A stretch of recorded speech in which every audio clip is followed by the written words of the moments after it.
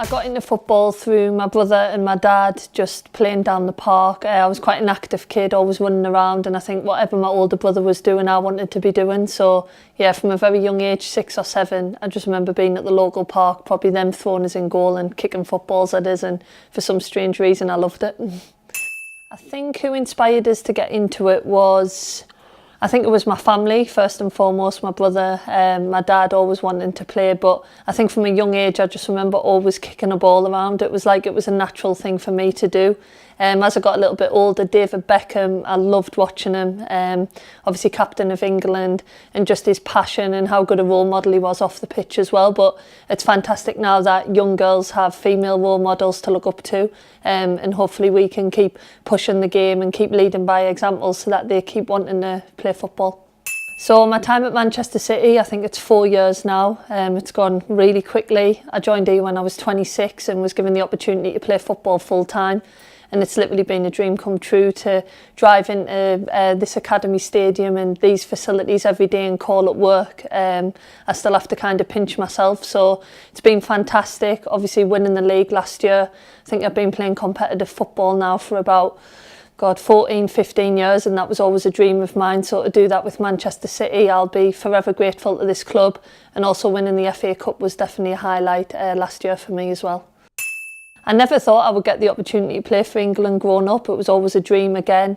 And now standing here, having played for about 12 years, I think I've got about 126 caps. Yeah, it's just unbelievable to have had the experiences I've had, going to 3 World Cups, competing in an Olympics for Team GB.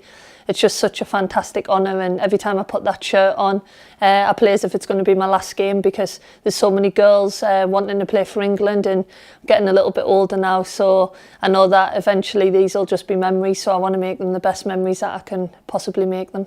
I think women's football is definitely heading in the right direction. You've got so many players now that are full-time, training full-time, and they're getting better and they're getting fitter and technically so much better than kind of we were 10, 15 years ago. So I think I can see in 5 years it just progressing in that same way.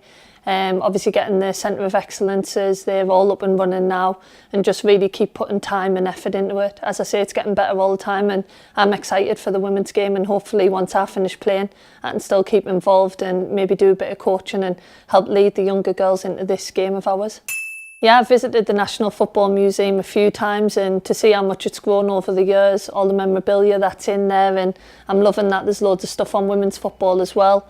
I was lucky enough when Prince William came to visit that me and Steph Houghton were there, and we took a few penalties in the interactive part, and it's just great for kids, because I think some museums for young children, they're just walking around looking at things, but this means that they can do things and really learn about the history of football, but also the future. So yeah, it's a fantastic day out, and I definitely recommend it. I remember walking around the museum and seeing that women footballers got banned from 1920 for about 50 years, so that really surprised us. And then to see how much hard work's gone into allowing us to play this sport, I think all the girls would be very grateful for that now, especially because of the memories that we're making now because of that decision.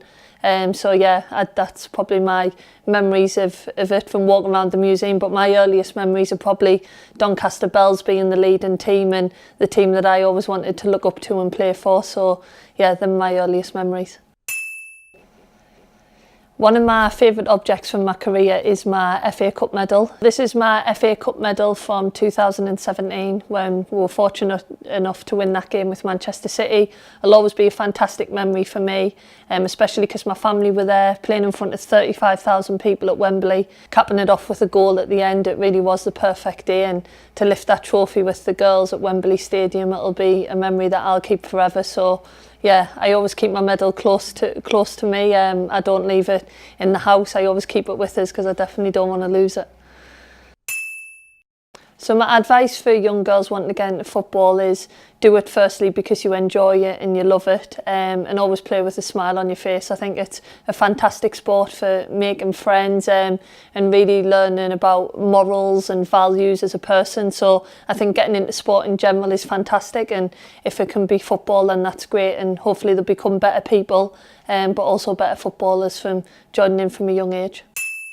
My plans for the future after playing, 31 this week, so getting a little bit older, I would definitely love to stay involved in football and hopefully coaching. So I've done my B licence and then hopefully I'll be looking to do my A licence as time goes on. But yeah, just stay in the game, coaching in any capacity that can be. If it means that I can stay at Manchester City Football Club, then that would be fantastic. But I know I'm going to have to work hard and make sure I can be the best coach that I can possibly be in order to stay at this club.